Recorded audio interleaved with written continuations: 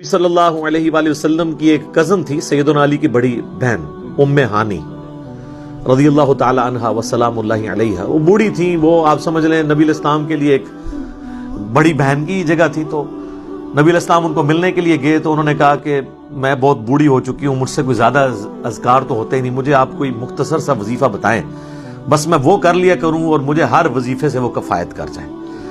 تو آپ نے یہی 4 کلمات سکھائے، اور اس میں جو فضیلت ہے نا، میرے علم کی حد تک ذخیرہ احادیث میں کسی بھی عمل کی اتنی فضیلت رپورٹ نہیں ہوئی.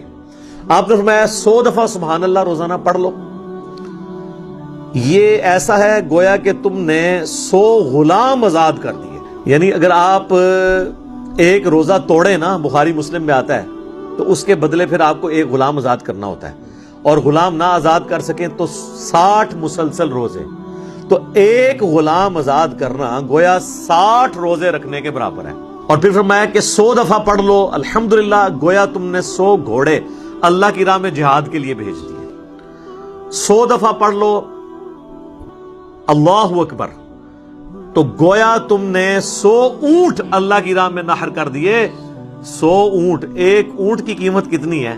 پاکستانی 1.5-2 کروڑ روپیہ بن جاتا ہے 100 اونٹوں کا. اگر 1.5 یا 2 لاکھ روپے آپ لگائیں تو 1.5 سے 2 کروڑ روپیہ بن جاتا ہے اللہ کی راہ میں صدقہ.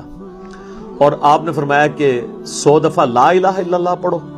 تو سر لا الہ الا اللہ کا تو مقابلہ کوئی نہیں کر سکتا. فرمایا زمین و آسمان میں جتنی جگہ ہے نا، یہ سب کی سب بھر دے گا ثواب سے 100 دفعہ لا الہ الا اللہ پڑھنا.